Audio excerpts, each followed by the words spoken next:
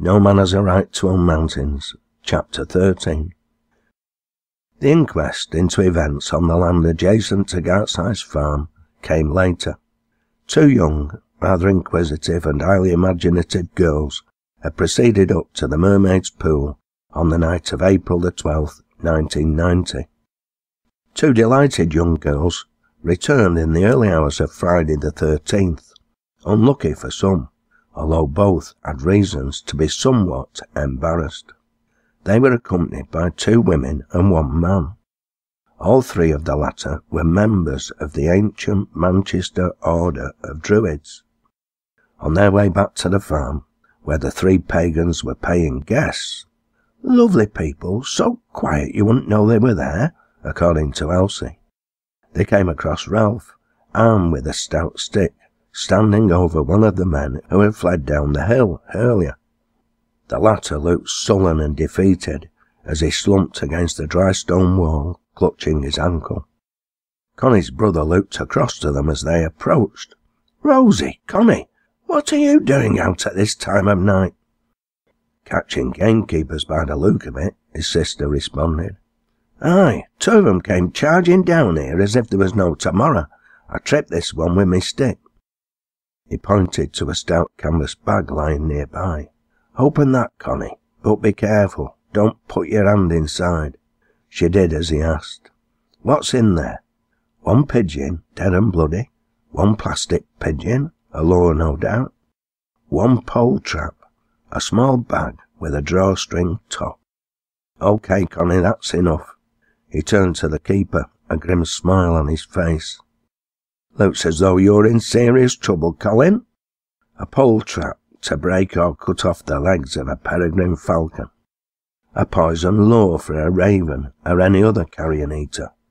A bag of strychnine, no doubt, and an artificial lure for any raptor. You're going to jail, I reckon.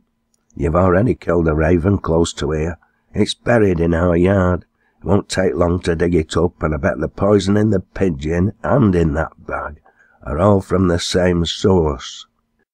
The keeper remained silent, but inside he too knew the game was up, and it wasn't the game he was paid to protect by his lord and master, the Duke of Thingumybob, the privileged and hereditary successor to a land thief. And never a knowing and known receiver of stolen goods, as Grandad pointed out to young Rosie, when she finally had the chance to relate the full story to him. "Our noble Duke is the real villain of the piece. Them two keepers are nowt but his lackeys, dependent on his largesse for their wages, and the Duke himself in his turn is but an ignorant victim of a system dedicated to the maintenance of a tiny minority, comprising money grubbers, rich rogues, wealthy thieves, and assorted vagabonds." Rosie continued to be a regular visitor to Gartside's farm, and later that year Connie beat Mikey Grimsditch in the 100-yard dash and became school champion. She confessed to Rosie the same evening that she quite liked Mikey. Evidently, shortly after she lost her leg, and on her first day back at school following the accident, he'd told her not to worry. He loved her, and one day they'd marry. "Now I've got him where I want him, chasing me. One of these days I'll surprise him again and let him catch me." This audiobook has been brought to you by the Northern Grove Publishing Project in support of the Working Class Movement Library, 51 The Crescent, Salford, M5 4WX.